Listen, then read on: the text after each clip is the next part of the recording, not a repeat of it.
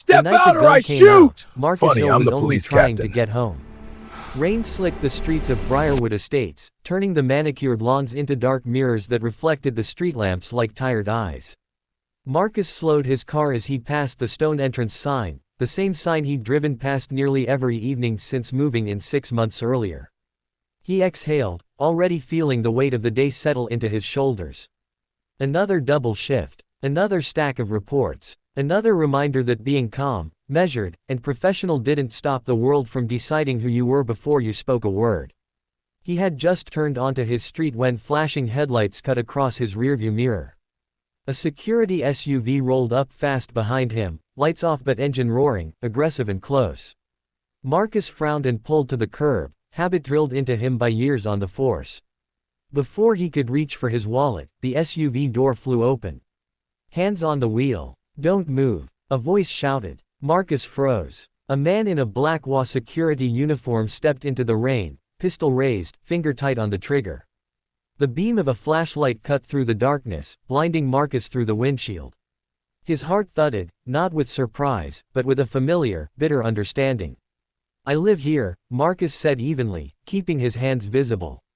"My name's Marcus Hill. House number." "Shut up," the guard snapped. "Step out of the vehicle." Slowly. Marcus swallowed. The training screamed in his head: comply, de-escalate, survive. Still, something in him burned. This wasn't a traffic stop. This wasn't probable cause. This was fear wearing authority like a costume. "I'm complying," Marcus said, opening the door inch by inch. The cold rain soaked into his jacket as he stood, hands raised. "But I want to know why you're pointing a gun at me." "Because you don't belong here," the guard said. "We've had reports of suspicious activity." Marcus glanced at the neatly trimmed hedges, the identical mailboxes, the quiet houses with their porch lights glowing warm. He had shoveled snow for 3 of these neighbors last winter. He had waved to kids riding bikes on this same street. Yet here he was, framed as a threat in his own driveway.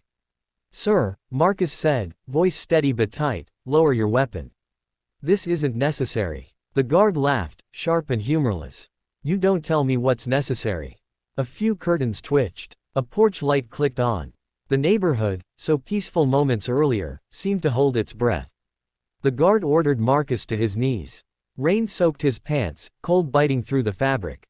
The gun never wavered. Marcus's thoughts flickered to his mother, who still called every Sunday to remind him to come home safe.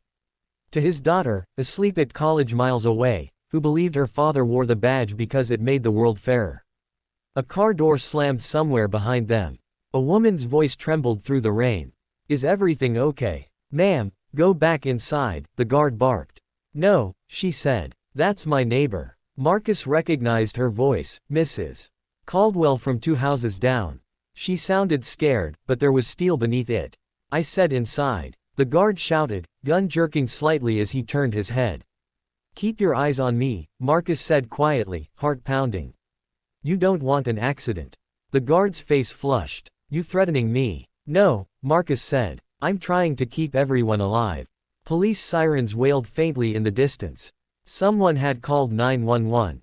Marcus didn't know whether that would help or make things worse. Too many nights on duty had taught him that uniforms didn't guarantee justice, only procedure. 2 patrol cars arrived, lights blazing red and blue across the rain-slicked street. Officers stepped out, hands resting on their holsters, eyes scanning the scene. The HOA guard straightened, confidence surging back into his posture. "Thank God," he said loudly. "I caught this guy casing houses." Refused to identify himself. Marcus closed his eyes for half a second. When he opened them, he met the gaze of the nearest officer, a young man whose face flickered with confusion as recognition slowly dawned. "Captain Hill," the officer said. The rain seemed to stop.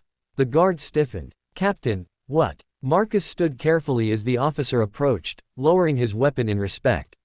"Evening, sir. I didn't realize." "That makes 2 of us," Marcus said, his voice calm but heavy. "Why is there a gun pointed at a resident in his own neighborhood?" The second officer moved closer, eyes sharp now, assessing the guard. "Sir, lower your weapon immediately." The guard's hand trembled as he lowered the gun, color draining from his face.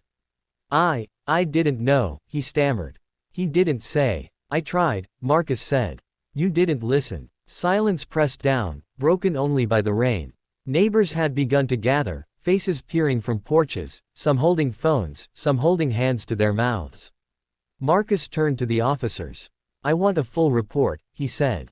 Badge numbers. Body cam footage. Everything. Yes, sir, they replied in unison. The guard's bravado collapsed. Captain, I swear, I was just doing my job. Marcus looked at him then, not with anger, but with something deeper and sadder. Your job is to protect people, he said. Not terrorize them. The HOA board convened the next morning in a room that smelled of stale coffee and panic. Marcus sat at the long table, hands folded, posture straight. Across from him sat the guard, eyes downcast, and 3 board members shifting uncomfortably in their seats. Marcus spoke calmly, recounting every detail. The raised gun, the shouted commands, the neighbors watching in fear. He didn't raise his voice. He didn't need to. By the time he finished, the room was silent. One board member cleared her throat. We had no idea this was happening. That's part of the problem, Marcus said. You didn't know because you didn't look. The guard was terminated on the spot. Policies were rewritten. Mandatory bias training was approved. The board issued a public apology. It all felt insufficient. That evening, Marcus stood on his porch, watching the sun dip low. Mrs. Caldwell approached slowly, holding a small plate of cookies. I'm glad you're okay, she said softly. I was so scared. So was I, Marcus admitted. She hesitated. I never thought, I've lived here 20 years. I never imagined something like that could happen. Marcus nodded. A lot of people don't imagine it. Until it happens right in front of them. Word spread beyond Briarwood Estates. The video went viral. Interviews followed. Marcus spoke not as a captain, but as a man, as a neighbor, as a father who wanted his child to live without fear. I wasn't spared because I'm special, he said in one interview. I was spared because of my title. And that should bother all of us. Months later, a new security company took over. The guards wore body cameras. They waved at residents. They learned names. But more importantly, neighbors learned each other. Block parties replaced silent nods. Conversations replaced assumptions. The neighborhood wasn't perfect, but it was awake. One night, as Marcus locked his car and walked toward his front door, a young boy from down the street ran up to him. Sir, the boy said shyly, my mom says you're a hero. Marcus smiled gently. I'm just your neighbor. The boy grinned. I want to be a police officer like you. Marcus knelt, meeting the boy's eyes. If you do, he said, remember this, your badge doesn't make you better than anyone. It makes you responsible for everyone. The boy nodded solemnly and ran back to his house. Marcus watched him go, the weight of the past still present, but lighter somehow. The night was quiet. The street was calm. And for the first time in a long while, Marcus felt something close to hope, not because the gun hadn't fired, but because the truth finally had.